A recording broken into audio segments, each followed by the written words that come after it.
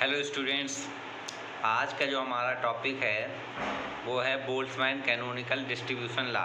ठीक है, तो बोल्ट्जमैन कैनोनिकल डिस्ट्रीब्यूशन लॉ को आज हम ड्राइव करेंगे और यही इसी के बाद से बोल्ट्जमैन कैनोनिकल डिस्ट्रीब्यूशन लॉ से ही हमारा स्टार्ट होगा। उसके बाद पार्टीशन फंक्शन, जो कि बहुत ज़्यादा इम्पॉर्टेंट है आपका partition function her exam point of view से, चाहे वो आपका गेट का हो, चाहे नेट का हो, चाहे जेस्ट हो, चाहे आपका कोई सा भी एग्ज़ाम हो, BHU MSc एंट्रेंस हो, partition function is very important for all the exam. तो now I am going to start Boltzmann canonical distribution law. Okay, हम क्या मान लेते हैं बच्चों, हम मान लेते हैं हमारे पास कितने Ni, क्या है हमारे पास I फेज सेल हैं। कितने हैं हमारे पास I, total number of phase इस सेल हमारे पास I हैं। अब हर I का मतलब 1 2 3 से स्टार्ट लेकर कहाँ तक है हमारे पास I तक फेज सेल हैं। अब इन फेज सेल में नंबर ऑफ पार्टिकल्स जो हैं वो नंबर ऑफ पार्टिकल्स हैं N1 N2 N3 और कितने होंगे आपके Ni। ठीक है, नंबर ऑफ पार्टिकल कितने होंगे N1 N2 N3 और Ni। ठीक है, अब ये पार्टिकल क्या करते हैं, ये पार्टिकल कंटिन्यूसली मूव करते हैं एक फेज से दूसरे फेज, क्योंकि गैस मॉलिक्यूल का ये काइनेटिक थ्योरी ऑफ गैसेस से ये होता है कि they continuously move in different direction with different possible velocities. This is the postulate of kinetic theory of gases. तो उस हिसाब से gas molecule will move from one phase cell to another phase cell with all possible direction and all possible velocity. ठीक है, तो आपका क्या है ये हो गया। उसके बाद जो आपका कांस्टेंट कंडीशंस मैंने बताया था कि आपको कांस्टेंट कंडीशंस जो होंगी वो बहुत ज़्यादा इम्पॉर्टेंट होंगी आगे आने वाली डेरिवेशंस में। तो अब स्टार्ट हो गया है आपका कांस्टेंट कंडीशंस पे डिपेंड करने वाला टॉपिक। ठीक है, तो देखिए हमारी कांस्टेंट कंडीशन, पहली कांस्टेंट कंडीशन हमारी क्या थी कि टोटल नंबर ऑफ पार्टिकल्स जो होते हैं स्टैटिस्टिकल मैकेनिक्स में क्या है, पहला constant condition total number of particles जो होते हैं they are constant, they are remains constant. यानी कि हमारे पास जो total number of particle N1 plus N2 plus N3 और Ni तक ये क्या होंगे हमारे पास नंबर ऑफ कांस्टेंट होंगे। ठीक है, अब इसका अगर हम डिफ्रेंसिएशन करें, इन सब का डिफ्रेंसिएशन करते हैं, ठीक है, तो जो डिफ्रेंसिएशन कर देंगे तो ये कांस्टेंट का डिफ्रेंसिएशन 0, यानी कि पहला हमारा क्या लिया हमने N1 N2 N3 Ni तक लिए, क्या है वो कांस्टेंट हैं। उसके बाद हमने लिया है कि हमारा डिफ्रेंसिएशन कर दिया उनका, तो delta N1 delta N2 delta N3 और डेल्टा Ni और कांस्टेंट का डिफ्रेंसिएशन कितना हो गया 0। तो ये बन गया हमारे पास, यानी कि हमारे पास समेसन सबको जोड़ देंगे I to N। ठीक है, तो डेल्टा Ni क्या हो गया हमारा 0, ये इक्वेशन 1 मान लिया हमने। ठीक, अब दूसरा कांस्टेंट कंडीशन हमारे पास क्या है, जो हमारे पास दूसरा कांस्टेंट कंडीशन ये है कि हमारे पास total energy N1 E1 plus N2 E2 और ये कहाँ तक आपका Ni Ei तक ये क्या रहता है आपका कांस्टेंट रहता है। दूसरा कांस्टेंट कंडीशंस ये है, पहला हमारे पास कांस्टेंट कंडीशन क्या था, total number of particles are remains constant.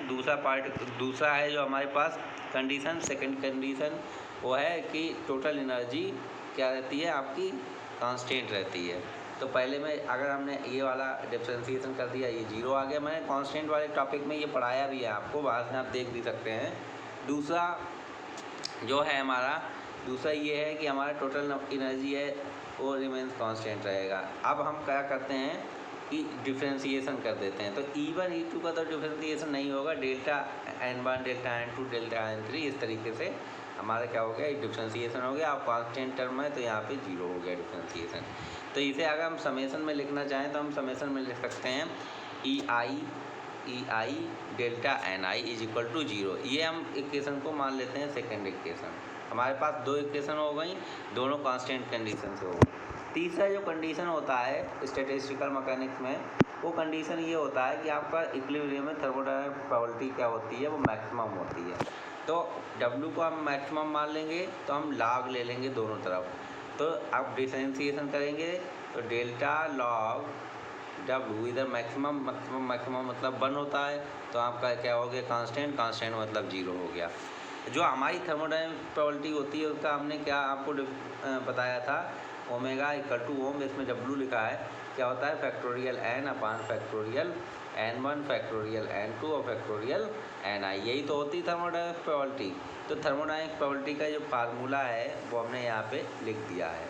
अब क्या किया है हमने, log ले लिया, log ले लिया तो ये क्या हो जाएगा log w, और ये वाला क्या हो जाएगा, ये हो जाएगा log n और माइनस log n1 n2 और कहाँ तक होगा हमारा log ni तक। ठीक है, अब हम क्या करेंगे, जो स्ट्रिंग फार्मूला है log फैक्टोरियल n होता है n log n minus n, क्या होता है log फैक्टोरियल n होता है n log n माइनस 1। तो हमारा ये जो फार्मूला है, ये फार्मूला इसमें अप्लाई करते हैं तो log w इक्वल टू क्या हो जाएगा हमारा n log n minus n, ये वाला क्या हो जाएगा n1 log n1 और माइनस माइनस हो जाएगा प्लस n1, और ये यहाँ पे क्या है ni log ni, माइनस पीछे होगा तो प्लस ni हो गया। तो हमारा इस तरीके से ये आ गया। अब क्या करते हैं, ये वाला हमने यहाँ तक ऐसे छोड़ दिया है, यहाँ तक ऐसे कर लिया, बाकी सभी को हमने समेसन में लिख दिया n1 से स्टार्ट करके ni तक। ठीक है, ni वेरिएबल्स हैं आपके पास, तो i equal to 1 to n log n factorial ni log ni minus ni। अब देखिए, अब हम करेंगे डिफ्रेंसीसन। क्यों डिफ्रेंसीसन करेंगे, क्योंकि हमें प्रोबेबिलिटी के लिए डेल्टा log w को 0 रखना पड़ेगा, डेल्टा log w को 0 रखने से ही डेरिवेशन होगा। ठीक है, क्योंकि मैंने इधर बताया है, देखिए आपका थर्ड कांस्टेंट कंडीशन क्या है, डेल्टा log w को 0 करिए, तो हमने log w अभी निकाला है, डेल्टा log w नहीं निकाला है, तो डेल्टा log w हमें निकालना है। ठीक है, डिफ्रेंसीसन करेंगे तो डेल्टा log w हो जाएगा, ये वाला टर्म 0 हो जाएगा, क्योंकि टोटल नंबर ऑफ पार्टिकल्स क्या है, total number of particles are constant, तो total number of particles constant है, इसका डिफ्रेंसीसन 0 हो जाएगा। अब इनका ni log ni minus ni, इनका डिफ्रेंसीसन करेंगे तो फर्स्ट पहला ऐसा ही आपका ni और दूसरे का बनापान ni डेल्टा ni हो गया log w का। अब हम करेंगे ये ni क्यों नहीं कांस्टेंट है सर, जब n कांस्टेंट है। देखिए ni आपका क्या बताया था, they are gas molecule, they will move from one phase cell to another phase cell and at a particular time they will not be constant in a particular type of phase cell. वो क्या होंगे, वो very करते रहेंगे, एक phase cell से दूसरे phase cell में जब मूव करेंगे दे will very. That's why here we have not considered ni as a constant. That's why we are doing the differentiation by step for the ni particles, and total number of particles of n we considered constant. That's why here we have written 0 term for the constant. Okay. अब देखिए यहाँ पे ni हो गया हमारा, ni पहला ऐसा ही, ये फैक्टोरियल ni नहीं, यहाँ पे ni होगा, यहाँ पे फैक्टोरियल ni नहीं, तो यहाँ ni पहला ऐसा ही, दूसरे का डिफ्रेंसीसन करेंगे log ni का क्या होगा 1/ni और ni का डेल्टा ni, फिर आपका क्या होगा अब की बार प्लस होगा आपका प्लस, अब की बार क्या होगा ये वाला आपका होगा डेल्टा log ni, अब की बार ऐसा ही ni का डेल्टा ni माइनस इसका डेल्टा ni, तो ये ni से ni कैंसिल आउट हो गया, इस डेल्टा ni से ये वाला डेल्टा ni कैंसिल आउट हो गया। हमारे पास क्या बचा, माइनस का log ni डेल्टा ni, इसे इक्वेशन नंबर 3 मान लिया हमने। ठीक है, और इसे 0 के बराबर पुट करेंगे, क्योंकि हमारी कांस्टेंट कंडीशंस क्या है, log delta w equal to 0, तो log डेल्टा w को 0 के बराबर करेंगे तो हमारे पास जो बचेगा वो बचेगा log ni delta ni equal to 0, ये हो गया। अब हम क्या करते हैं कि जो हमारी इक्वेशन 1 है, ये वाला इक्वेशन 1, इसमें क्या करते हैं अल्फ़ा से मल्टीप्लाई, और जो इक्वेशन बी है इसमें बीटा से मल्टीप्लाई। ठीक है, और इक्वेशन सी के साथ क्या कर देते हैं, ऐड कर देते हैं। हमारी इक्वेशन सी है, इस वाली इक्वेशन के साथ क्या करते हैं डी, इसके साथ क्या कर देते हैं ऐड कर देते हैं, तो हमारे पास क्या बन जाएगा ni डेल्टा ni, ये फोर्थ वाली इक्वेशन, और पहली वाली इक्वेशन में हमने क्या मल्टीप्लाई किया था अल्फ़ा डेल्टा ni, प्लस दूसरी वाली इक्वेशन में क्या किया था beta ei delta ni equal to 0, ये हो गया हमारे पास।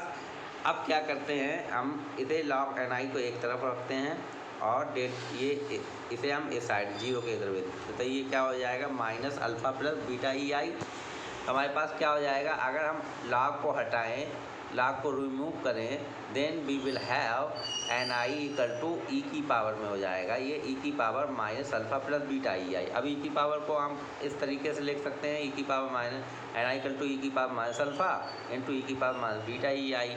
ठीक है, ई की पावर माइनस अल्फ़ा को हम एक कांस्टेंट मान लेते हैं लैम्डा, तो यहाँ पे हमारे पास जो हो जाएगा N I equal to lambda E की power minus beta E I. ये हमारा कैनोनिकल बोल्ट्जमैन डिस्ट्रीब्यूशन ला है, कैनोनिकल बोल्ट्जमैन डिस्ट्रीब्यूशन ला। तो एक बार फिर रिपीट कर देते हैं आपके लिए।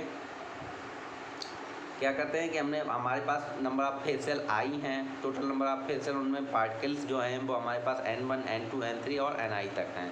ठीक है, प्रोबेबिलिटी अब जो पार्टिकल Ni तक हैं they will vary from in each phase cell because the gas molecule, एक second, because the gas molecule continuously move from one place to another place in with all possible velocity। Okay, उसके बाद क्या है हमारे पास जो constant conditions हैं, हमने कांस्टेंट कंडीशन क्या होती है हमारे पास, टोटल नंबर ऑफ पार्टिकल क्या रहना चाहिए, कांस्टेंट रहना चाहिए। तो हमारा N1 N2 N3 Ni तक क्या रहेगा, कांस्टेंट रहेगा। फिर डिफ्रेंसिएशन करेंगे तो 0 हो जाएगा, तो डेल्टा Ni ये हो गया 1। दूसरा हमारा कांस्टेंट कंडीशन है total energy should be constant. Third हमारा कांस्टेंट कंडीशन है कि probability is maximum in equilibrium condition. तो हमारे पास 3 है, तो log W क्या होता है हमारे पास, factorial N1 N2 N3 Ni तक होता है। हमने log ले लिया, log लेने के बाद डिफ्रेंसिएशन कर दिया, तो जो टर्म बनेगी O से जोड़ देंगे इसमें आपका, इसमें फर्स्ट वाले A में अल्फ़ा से मल्टीप्लाई और बीटा से मल्टीप्लाई करके B में हम ऐड कर देंगे। ऐड करने के बाद हमारे पास आएगा ई की Ni इक्वल टू ई की power minus alpha into E की पावर माइनस बीटा ई आई, और ई की पावर माइनस अल्फ़ा को हम एक कांस्टेंट मान लेते हैं। तो जो हमारा जो बनेगा वो हो जाता है हमारा Ni equal to lambda E की पावर माइनस बीटा ई आई। तो इस तरीके से हमारा ये बोल्ट्जमैन कैनोनिकल डिस्ट्रीब्यूशन लॉ आज ख़त्म हुआ। ठीक है, कल हम बच्चों आपको स्टार्ट कराएंगे पार्टीशन फंक्शन। आज के लिए इतना ही, धन्यवाद।